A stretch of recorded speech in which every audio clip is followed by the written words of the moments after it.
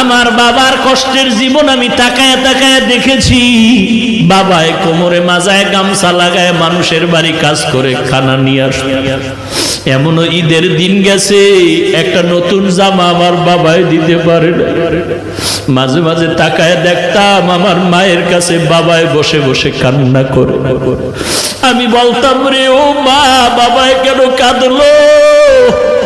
মা বলতো, তোরে একটা জামা দিতে পারে নাই, দুঃখে তোর বাবায় কান্না করেছে। এমন কষ্টের জীবন বাড়ায়া তোমার ঘরে আসছি। জানির কারি সাহেব আজকে আল্লাহর কাছে দোয়া করে গেলেন, কিন্তু দেখে যেতে পারলেন না যে হাফিজুর রহমান কেমন হয়ে গেল। আমার হাত আর তার হাত এক জায়গায় নিয়ে এইভাবে উঠায়া উজানি বৈশা ঘরে বৈশা দোয়া করতেন, আল্লাহ আমার হাতের সাথে ওর হাতটাও তুমি কবুল করে নেও। আমি চাই ও ভালো একজন আলেম হবে আর একটা বড় মাদ্রাসা করবে।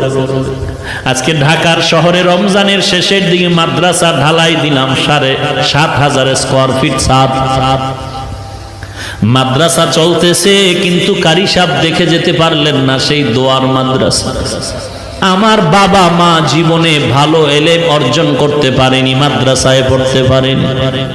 কষ্ট করে করে, কত কষ্ট করে করে লেখাপড়া শিখাইলে, মাদ্রাসায় পড়াইলেন। আমার চাচা দাদা বলেছিলেন আর পড়ান লাগবে না, ছেড়ে দাও। আমার বাবায় যদি ঠান্ডা হয়ে যাইতেন, খোদার কসম এই পথে আর আসার কোনো সৌভাগ্য হতো না।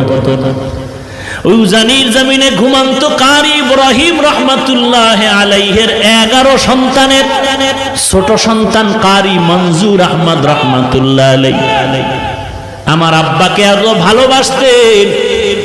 আমাদের বাড়িতে শত শতবার গিয়েছেন সেই কুয়াকাটা। একদিন কয়, সন্তানটারে আমার হাতে দাও। ঢাকা আসার পরে আমাকে নিয়ে আসলেন কচুয়া মাদ্রাসার ভেতরে। আর ওই উজানির কারি ইব্রাহিম রহমাতুল্লাহ আলাইহির কবরের কিনারায় গিয়া 11তম সন্তান গিয়া আমার আব্বার হাতটা ধরে নিয়ে বলতেন, আব্বা জান, কুয়াকাটার একজন গরিব মানুষ আপনার দরজায় দাঁড়ানো আছে।